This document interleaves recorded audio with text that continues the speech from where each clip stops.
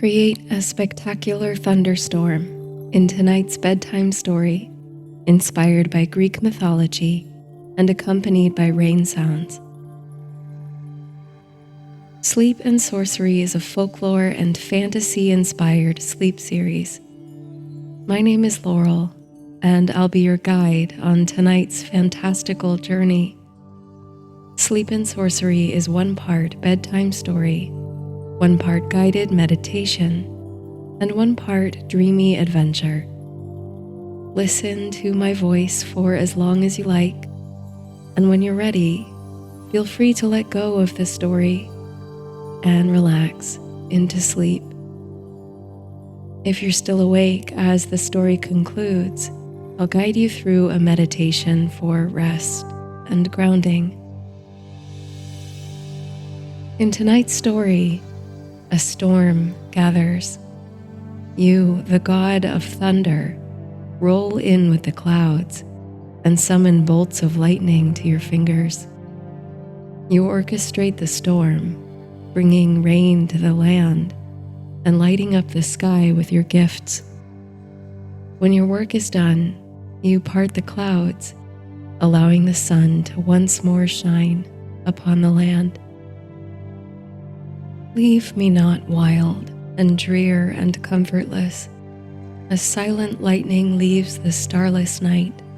Leave me not. Percy Bysshe Shelley, Adonais. Thick grows the grass on the rolling Arcadian hillside. Here is the land of plenty, of pastoral splendor. Green meadows dotted with woolly white sheep, shepherds following behind with their crooks. This is a land that most enchants from a distance, when the looker can appreciate the vastness of sky, the mightiness of mountains, and nature's great majesty compared with the smallness of humankind. These valleys, carved by centuries of movement, of forgotten wars with titans, of giants' footprints. Now shepherds traverse them with little knowledge of what walked here before. They have not the minds for ancient memory, only for work and for romance and for joy in the treasures of the here and now. They have minds for moving sheep and wooing nymphs, for effervescent life that feels both painfully fleeting and everlasting. Memory is what gods are for, what you are for, each of you, with your own domains. You hold in your immeasurable hands the dominion and thus the memory of the sky. To your brothers went the memories of the deep earth and sea, and your many kin hold the keys to the dreams of humanity, animals, trees, and everything else in the cosmos. Even now the sun, that shining child of long-lost titans, drives his golden chariot across the sky, showering each blade of grass and mountain crag with bright wonder, waking shadows on the undersides. He rises each morning, splendid and hot on the heels of his rosy sister, the dawn, a reminder, to those who remember, of the forces that shaped this world and this day. The winds, those four mutable sons of dusk and dawn, recall every sail they've filled or meadow they've turned to rippling waves. Even this place, this unspoiled paradise, is home to Pan, that horned god of the wilds, of the shepherds and their flocks, of music and revelry of the rustic sort. Here on wild nights and under waxing moons, the satyr dances among his blithe band of nymphs, playing merry tunes on his pipe, waking the flowers in the spring. And you, well, the air is changing. In the sun's warm wake, it gathers a tension and a moisture that heralds rain. All becomes instantly cooler, more alive, poised on the precipice of change. A storm is gathering, and Arcadia trembles beneath. That glowing, golden tremble that precedes a shift in the atmosphere. You imagine the shepherds, and more likely their sheep, feel the quiver in their feet. It's as you roll in, adrift on a heavy cloud, that the tiny figures of the shepherds and their flocks begin their inevitable journeys toward shelter. Their retreat leaves the grass all a-quiver. The trees groan and mountains shudder. This is a land so old and wild it cannot be tamed by shepherds or city dwellers. It can only be danced with. But it may be subdued temporarily by forces older and grander than mountains or fire, by storm. The back of your neck prickles with the first inklings of what's to come. You are, after all, the master of the storm, its inception, its fullness, and its denouement, all in one. You are the sender of rain and the bringer of thunder. With your great intake of breath, a congregation of clouds assembles, blooming like flowers of night. They obscure the sun's glistering chariot, bringing shadow across the hills. And with your long, conscious exhale, the clouds quake and release, dropping the first thin showers over the land. The grass wavers under a tumultuous breeze, here standing on end, there flocking in an elegant dance. You watch the drops of water descend, slowly darkening the soil and the green in patches.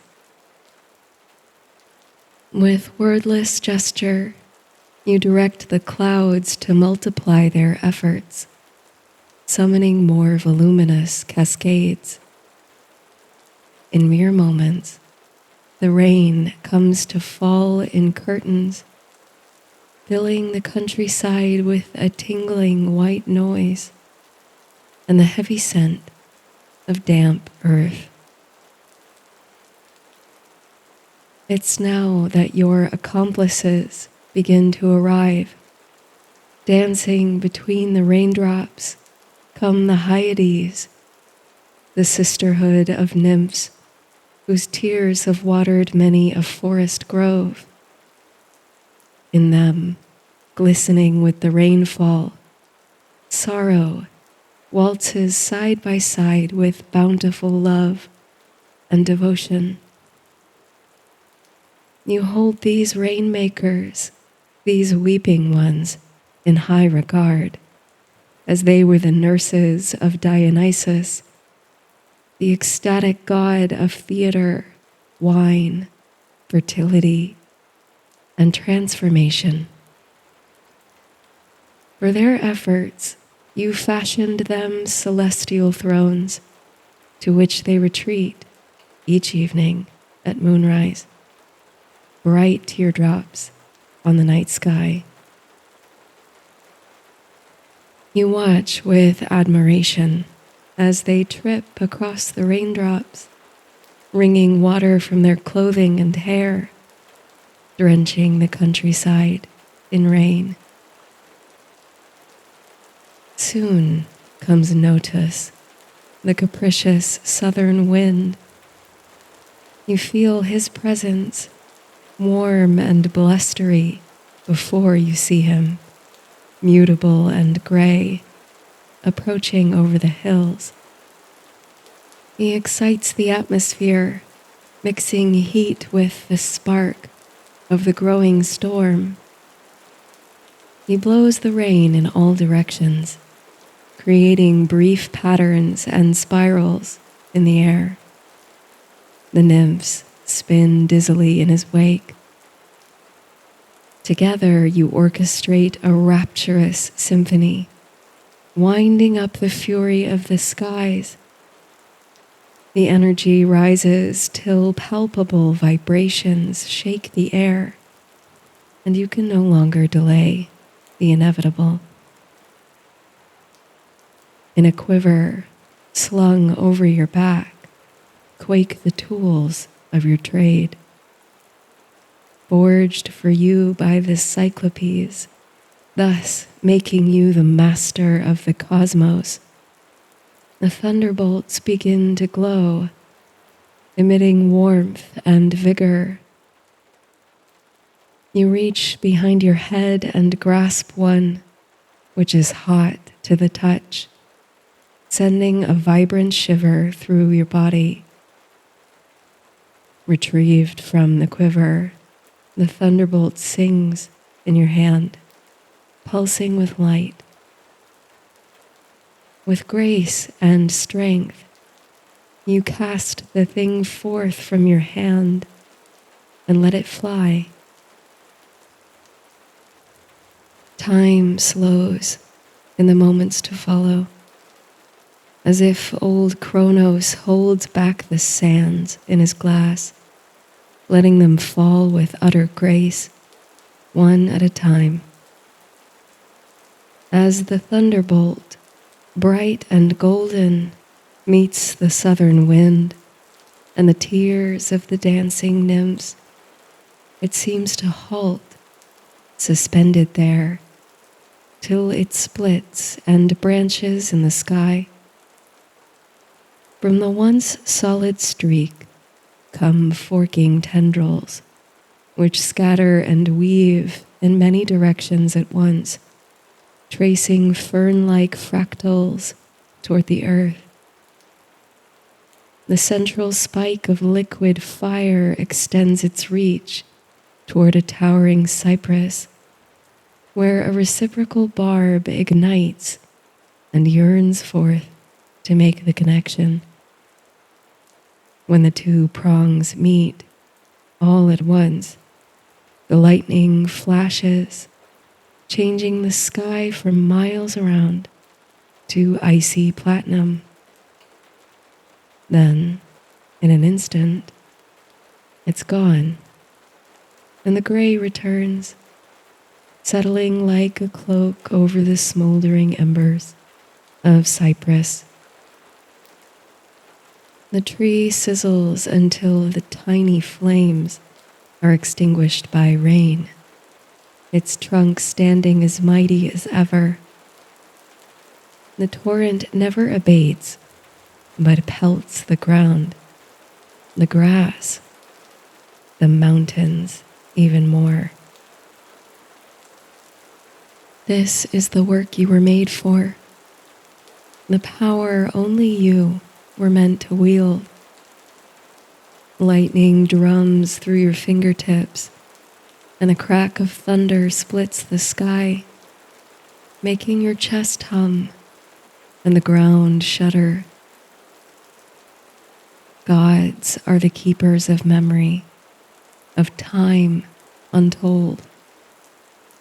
In the hurling of thunderbolts, in the pulsing thereafter, in the thrum of the thunder, is contained all the passion of the cosmos. The stories told around dancing fires of your triumphs, your family's defeat of forces titanic, how you lived to walk the green earth. Humans are forgetful. This you can forgive. But a single spur of lightning in the crescendo of a storm is enough to ignite countless memories. It's enough to waken their sense of smallness in the world, their reverence for the cosmic, and their responsibility to nature. Rain cuts new rivers through the grassy hills, joining and parting and joining again.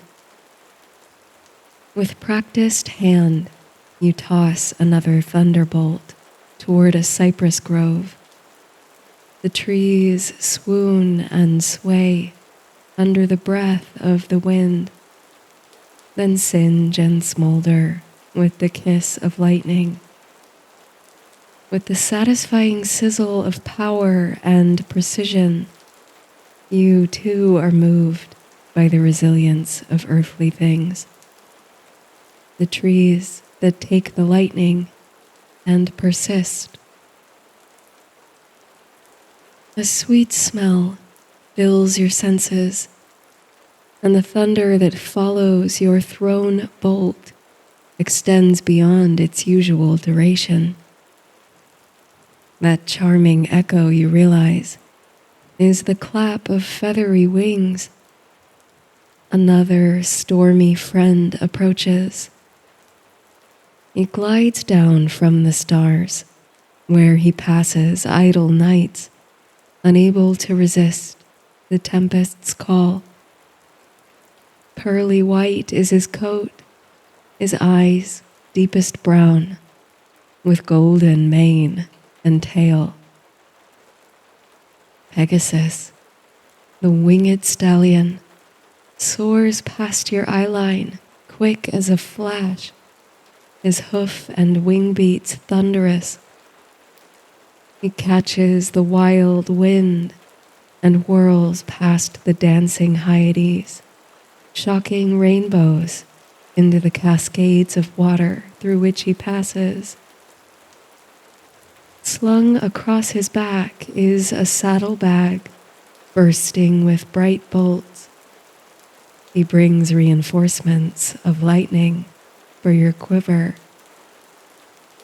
This pack you grasp as he skates by again, refilling your quiver and hurling bolts across the mountains.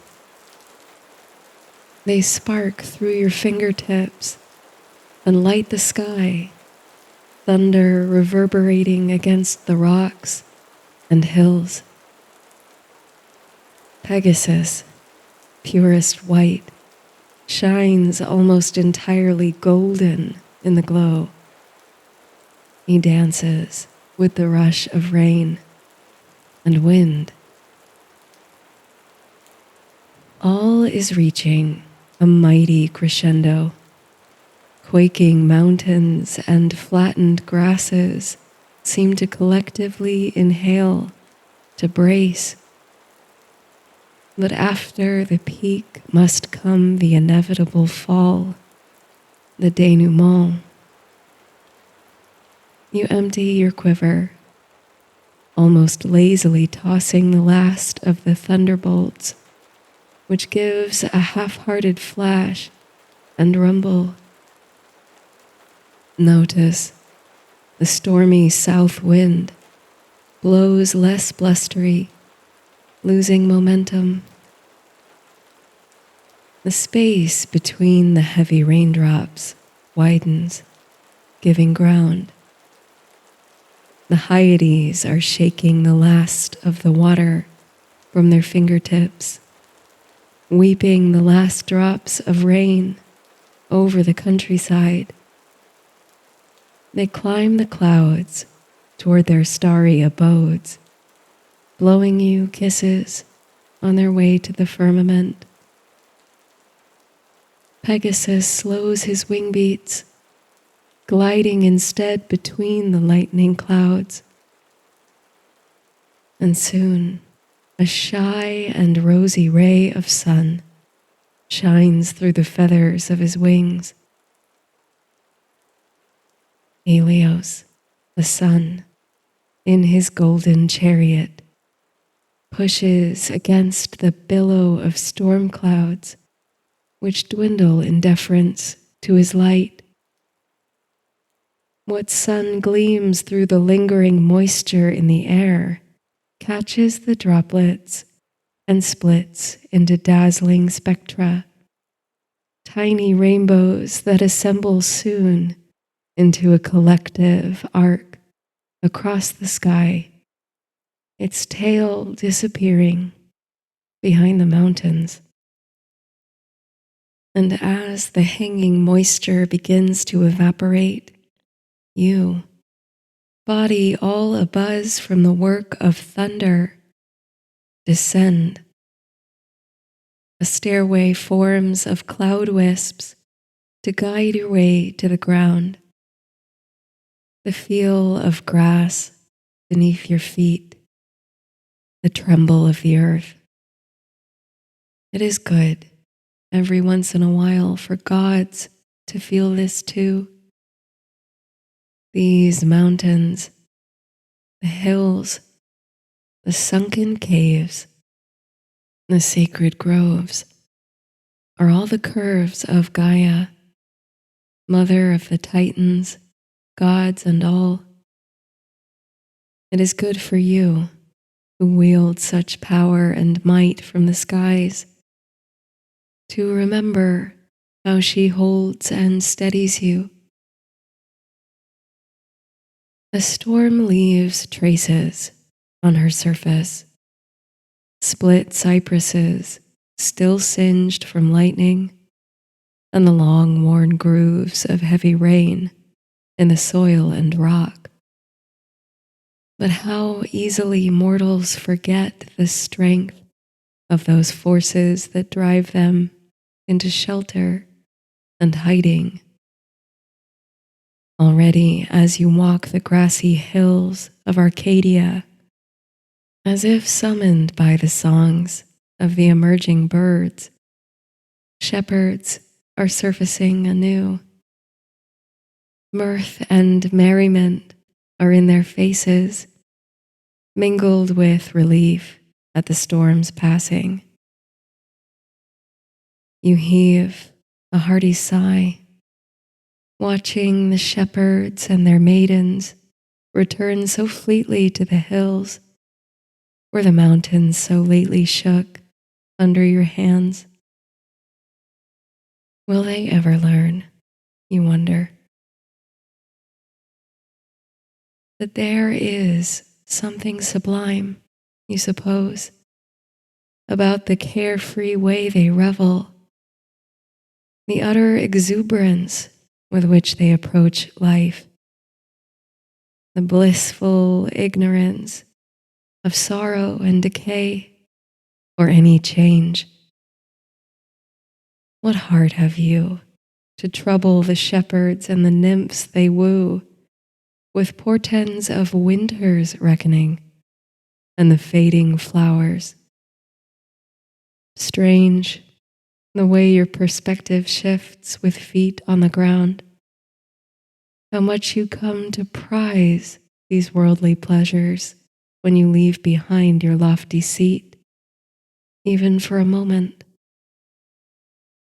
The rainbow is more vibrant when you must look up into its face, and the strings of golden sunlight warm you more readily.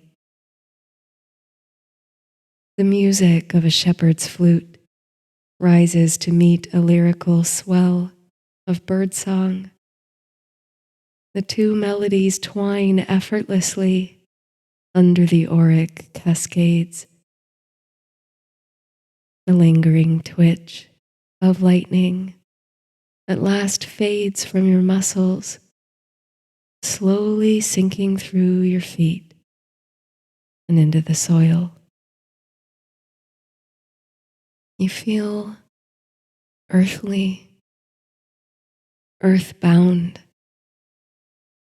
momentarily disconnected from godhood. And there is a curious thrill to that realization. And now it comes to you how much you have forgotten. As the ruler of the heavens, bringer of storms, and keeper of the memories of the skyward plane, how quickly you can lose your connection to the soil, the feeling of being grounded, and with that feeling, all the delights of the earthly plane. The flute melody floats around you, twisting joyfully, bringing a wondrous lightness to your head. And all the love you have for this fleeting world rushes back on a warm, rain-scented breeze. Tonight, fires will be made and danced about. Love songs will be sung, and your carefully crafted storm will fade to yesterday, a thing lost, forgotten, until the next roll of thunder crackles over the hills of Arcadia.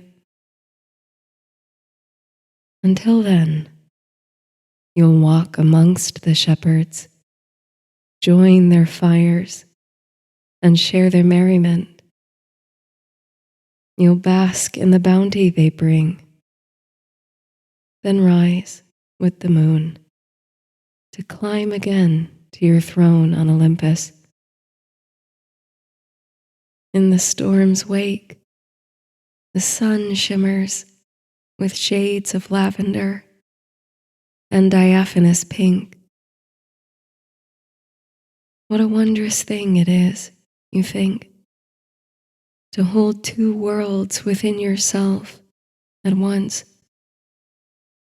to command the skies and know their secrets, and yet to have your feet firmly planted, your heart rooted in earthly bliss.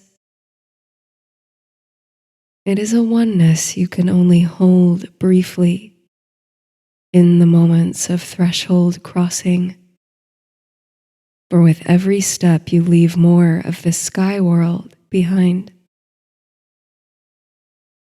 But for these moments, you are vast, boundless even, containing such multitudes. Now you walk in the footsteps of the wild god, Pan, and into the throngs of frolicking shepherds. And the skies, at last, become clear.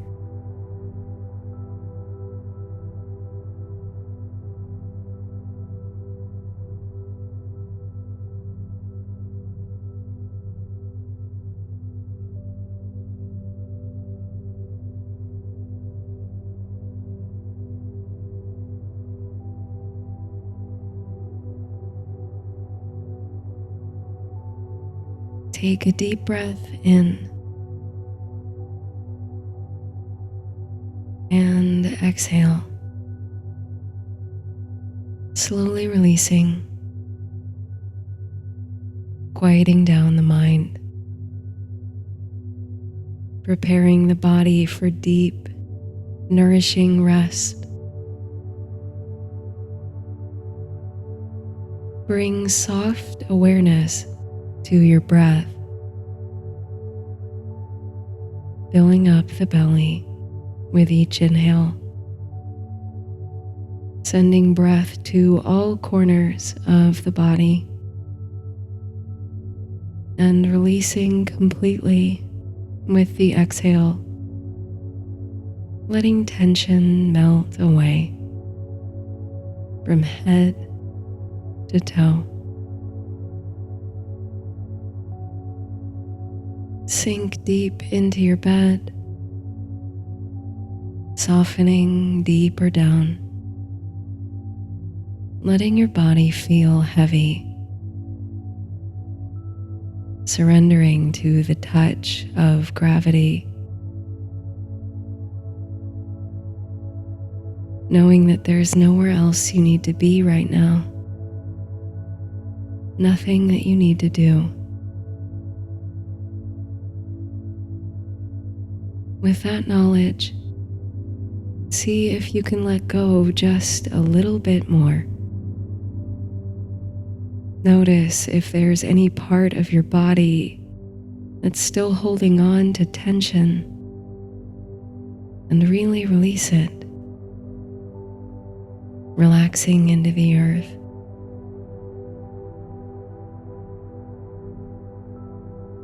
Notice the points of contact between your body and the surface that you're resting on. What parts of your body are directly in contact with this surface? Perhaps the back or side of your head, your shoulders, your legs, your heels, or the sides of your feet. Notice how the earth holds and stabilizes you, allowing you to completely relax and embrace stillness.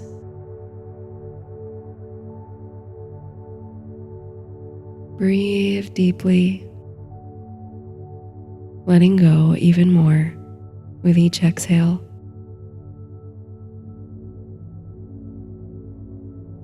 If you are having trouble slowing down your thoughts and quieting your mind tonight, simply refocus your awareness on the breath and the sensation of the body cradled by the earth. Allow your thoughts to simply rise and fall, acknowledging them without judgment and setting them free. You might imagine them falling like raindrops away from your mind, disappearing into the soil. You can always revisit them in the morning. As you settle into this position, finding stillness and relaxation, I invite you to visualize your bed or the surface you're resting on as a bed of flowers or grass, a soft, supportive space in nature where you feel comfortable and close to the earth. You might visualize a real place you've been, or imagine someplace new, letting your mind fill in the surroundings with comforting natural imagery. Whether that's a body of water nearby, an abundance of flowers, or a grove of trees. Furnish this natural space in your mind with whatever brings you comfort, peace, and stillness. Feel your connection to the earth and let that connection ring through the entire body. From the crown of the head down through the muscles of the face, the neck, the shoulders, the arms, the hands and fingers, the chest and back, the belly, the pelvis and hips, the legs, the feet and toes. Feel how this connection you have with the earth creates a cocoon of softness and safety around you. Breathe. Let your heart soften into this space and your mind drop down a level, closer and closer to the arms of sleep, the embrace of dreams. Safe in the knowledge that the earth is here to catch and cradle you, providing stillness, stability, and grounding. Breathe in and out, dropping down another level. With each breath now, letting yourself sink through the layers of consciousness toward your inner world and the realm of sleep. Let the light dim in your visualization as you drop deeper and deeper down, sinking toward sleep.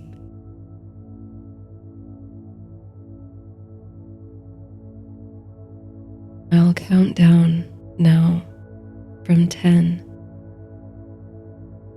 and with each number, feel yourself descend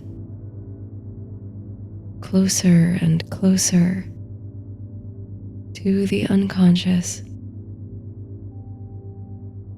shedding layers, letting go, sinking into the earth's embrace.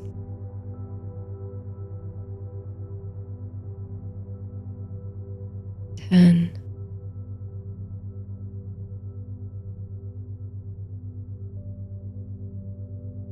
9,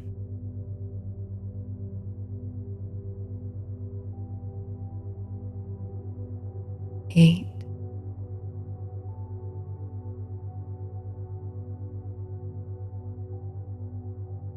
7,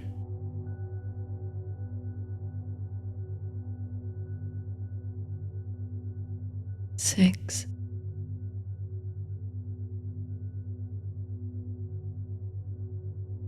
5,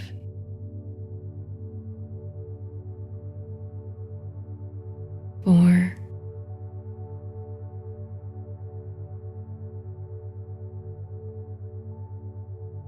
3,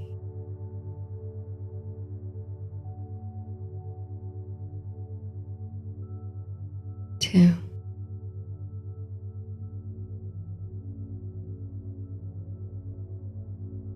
1.